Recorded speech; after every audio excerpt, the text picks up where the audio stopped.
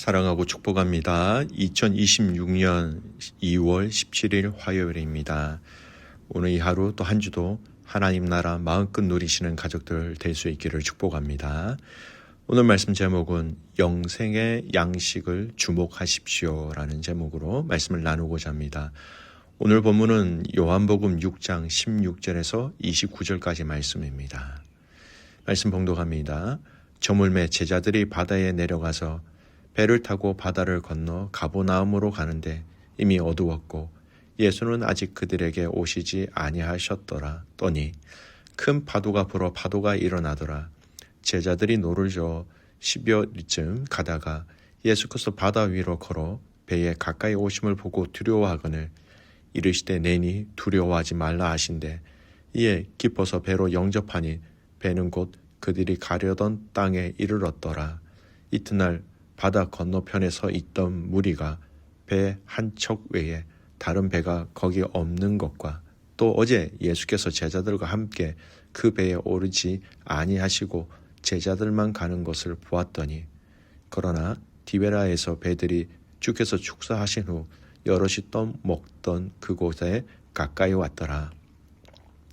무리가 거기에 예수도 안 계시고 제자들도 없음을 보고 곧 배들을 타고 예수를 찾으러 가버나움으로 가서 바다 건너편에서 만나 랍비여 언제 여기 오셨나이까 하니 예수께서 대답하여 이르시되 내가 진실로 진실로 너희에게 이르노니 너희가 나를 찾은 것은 표적을 본 까닭이 아니요 떡을 먹고 배부른 까닭이로다.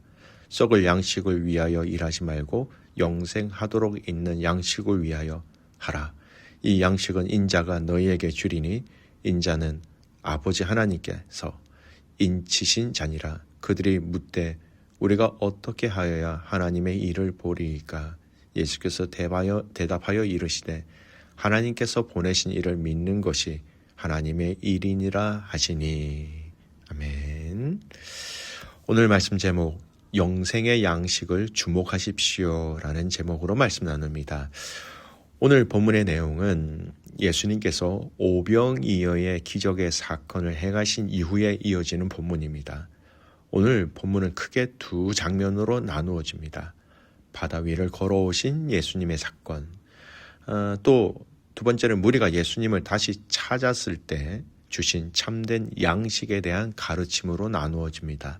먼저 첫 번째, 바다 위를 걸어오시는 예수님의 사건에 대해서 좀 살펴보겠습니다. 이 본문의 말씀은 16절에서 21절까지의 내용입니다. 제자들이 갈릴리 바다를 건너 가버나움으로 가는 중에 강한 바람과 풍랑을 만납니다. 어둠 속에서 예수님이 바다 위를 걸어 제자들에게 오십니다. 제자들은 두려워하였지만 예수님은 나다 두려워하지 말라라고 말씀하셨지요. 그리고 예수님을 배에 모시자 곧 목적지에 도착하게 됩니다. 여러분, 이 사건을 통해 예수님은 무엇을 제자들에게 말씀하고 계신 걸까요? 무엇을 알려주시기를 원하고 계신 것일까요? 예수님은 창조주로서 자연을 다스리시는 권능이 있으신 분이심을 제자들에게 말씀하고 계십니다. 예수님의 하나님 되심을 이 기적을 통해서 계속해서 보여주시고 계신 것이죠. 이전의 사건, 즉 오병이어의 기적을 통해서 예수님은 마찬가지로 하나님의 아들 되심을 따르는 무리들에게 그리고 제자들에게 말씀하셨지요. 그 창조주 되시는 예수님께서 제자들이 풍랑으로 인하여 두려워하는 것을 알고 계셨고 그래서 그들에게 제일 먼저 가서 그들의 두려움을 제하여 주셨다라는 겁니다.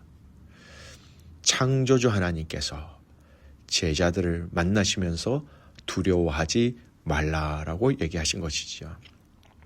여러분, 창조하신 하나님, 그 주님, 또 창조물을 다스리시는 그 주님이 인간의 두려움의 문제에서도 여전히 함께 하신다라는 것을 분명히 보여주고 계십니다.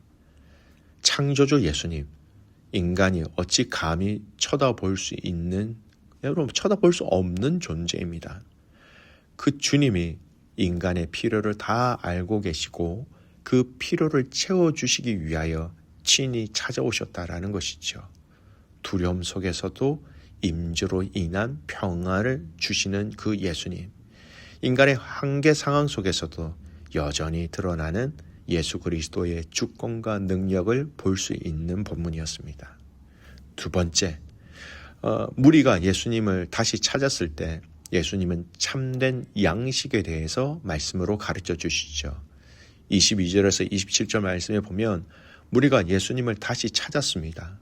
오병이어의 기적을 경험했던 사람들이 예수님과 제자들이 사라진 것을 보고 찾아 나섰습니다. 심지어 배를 타고 가버나움까지 와서 예수님을 찾았습니다.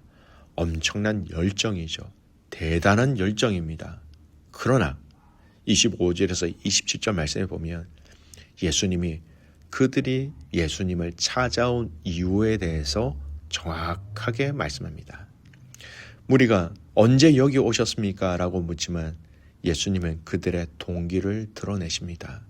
기적의 표적 때문이 아니라 떡을 먹고 배부른 까닭에 나를 찾는 것이다. 이렇게 말씀하십니다.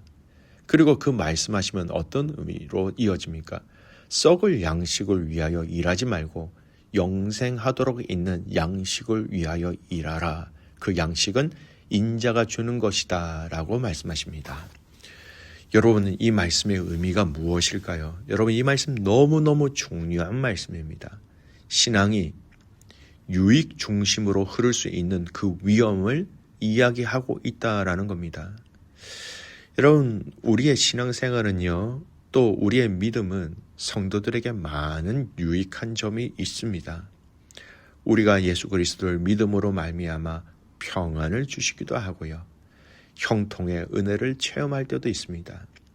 이 땅의 성도들을 보살펴 주시는 하나님 아버지의 사랑을 우리는 신앙을 통해서 누립니다.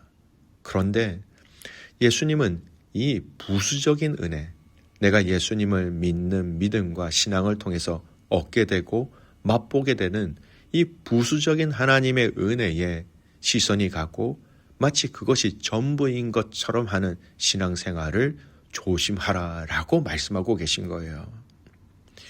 예수님을 찾아온 사람들은 떡을 먹음으로 그 맛본 만족과 채워짐으로 인하여서 비슷한 유사한 다른 만족과 채워짐을 더 누리기 위하여 예수님을 찾아온 것이고 그들의 마음의 핵심을 예수님은 말씀하신 거예요.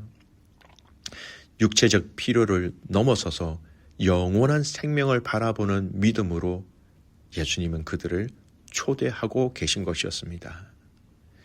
예수님을 믿는 믿음으로 인하여 우리가 제일 명확하게 확고하게 맛보아야 하는 것은요, 오늘 본문에서 이야기하는 영생의 양식을 이야기하고 있는 것입니다. 27절 말씀 보십시오.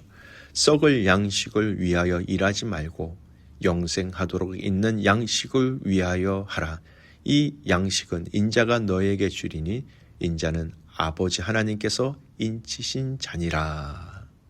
썩을 양식, 이게 썩을 양식이 무엇이겠습니까? 앞에 있었던 사건을 기준으로 얘기하면 오병이어 가운데 그들이 먹었던 그 빵을 얘기하는 겁니다. 그냥 복된 구원받은 백성으로서 이 땅에 누릴 수 있는 부수적인 그 축복들이라는 겁니다. 여러분, 부수적인 축복들은요, 다 이 땅에서 다 썩어 없어질 것입니다. 그러나 썩지 아니하는 영생하도록 있는 양식은 무엇입니까? 영생, 하나님 나라의 영원한 그 생명의 양식을 이야기하고 있는 것입니다. 그래서 요한복음 6장 어제 말씀에 내일 말씀에 그런 말씀이 있는데요. 썩을 양식이 아니라 영생하도록 있는 그 양식을 말씀합니다. 이 양식은 가르침이 아니라 기적이 아니라 그 구원받은 백성들에게 허락하신 구원 이후에 주셨던 은혜의 부산물이 아니라 예수님 자신이라고 얘기하고 있습니다. 그래서 내일 읽을 본문을 자세히 보시면요. 6장 후반부에 보면 예수님은 더 분명히 선언하십니다. 나는 생명의 떡이다 라고 말씀하십니다. 즉 영생의 양식은 예수님의 존재이고요. 영생의 양식은 십자가에서 내어주실 삶을 이야기하고 계신 것이지요. 성도 여러분, 구원 이후 우리에게 허락하신 축복의 부산물을 집중하는 것이 아니라 그 구원의 본질이신 예수님에게 우리의 시선을 정확하게 맞추어야 한다는 것을 기억하시기 바랍니다. 우리의 신앙생활은 축복의 부산물이 아닙니다. 그 복의 근원이신 예수님이 우리의 신앙의 대상이라는 겁니다. 그래서 이 영생의 양식은요, 성찬의 떡과 직접 연결되어집니다. 성찬에서 떡은 단순한 상징물이 아니라 예수님의 삶 전체를 응축한 표지입니다. 그래서 고린도전서 11장에서 바울은 이 떡은 너희를 위하는 내 몸이다 라고 예수님께서 하신 그 말씀을 전합니다. 영생의 양식이라는 표현이 중요한 이유가 또 있죠. 예수님의 삶이 단지 희생으로 끝난 사건이 아니라 지금도 계속 먹고 살아야 할 생명이라는 점을 양식이라는 말을 통하여 얘기합니다. 떡은 먹어야 할 생명이 됩니다. 예수님의 삶도 받아들일 때 우리에게 생명이 된다라는 것이죠. 그래서 성찬은 과거를 추억으로 의식하는 것이 아니라 지금도 예수님의 삶을 받아 사는 사건으로 내가 결단하는 의미로 성찬의 떡을 먹는다라는 것입니다. 성찬은 우리 주님이 우리를 위하여 죽으셨다라는 그 기억을 통하여 주님의 삶이 지금 나의 생명이 된다라는 그것에 참여하는 행위입니다. 사랑하는 믿음의 성도 여러분, 오늘 이 하루를 시작하는 이 시점에서 여러분이 지금 포커스를 맞추고 계시는 것이 무엇입니까? 여러분 지금 무엇을 향하여 신앙생활을 하고 계십니까? 복의 부산물입니까? 구원받은 백성들에게 자연히 허락하신 그 약속하신 그 부산물을 우리가 신뢰하고 따라가고 있습니까? 아니면 예수님 그분 그 자체입니까? 그 주님께 그 근본이신 그 주님께 우리의 시선을 맞추고 끝까지 우리의 삶의 여정을 완주할 수 있는 저와 여러분이 될 수 있기를 주님의 이름으로 축복합니다. 아멘. 기도하겠습니다. 살아계신 하나님 아버지 감사를 드립니다. 새로운 하루, 새로운 한 주가 시작되었습니다. 하나님 우리를 붙드시고 인도하여 주셔서 우리의 삶 가운데 동행하심으로 우리의 삶을 이끌어 주셔서 참 감사를 드립니다. 특별히 오늘 이 요한복음 6장 말씀을 통하여서 하나님 우리가 하나님 생명이신 예수님께 시선을 맞출 수 있도록 도와주시옵소서. 그 생명의 주인이신 예수님이 구원 이후에 우리에게 허락하신 그 풍성한 복의 그 복의 부산물에 우리의 시선을 맞추는 것이 아니라 복의 근원이신 예수님을 온전히 바라봄으로 우리의 신앙과 우리의 믿음이 바른 방법과 바른 과정을 통하여 자라나며 성숙할 수 있도록 도와주시옵소서. 오늘은 사랑하는 선교사님을 위해서 기도드리는 날입니다. 라오스의 백부장님, 제니 선생님, 베트남의 방아치아 선교사님, 또 팅가 지역에 계시는 현진 사역자 벨로니와 또 폴, 하나님께서 함께 하셔서 그들의 모든 사역 가운데 복의 근원이신 예수 그리스도를 먹고 마시는 사역, 그것을 나누어주는 사역되게 하여 주시옵소서. 그렇게 행하실 그 주님을 신뢰하며 살아서 역사하시는 예수 그리스도의 이름으로 감사하며 기도드리옵나이다. 아멘.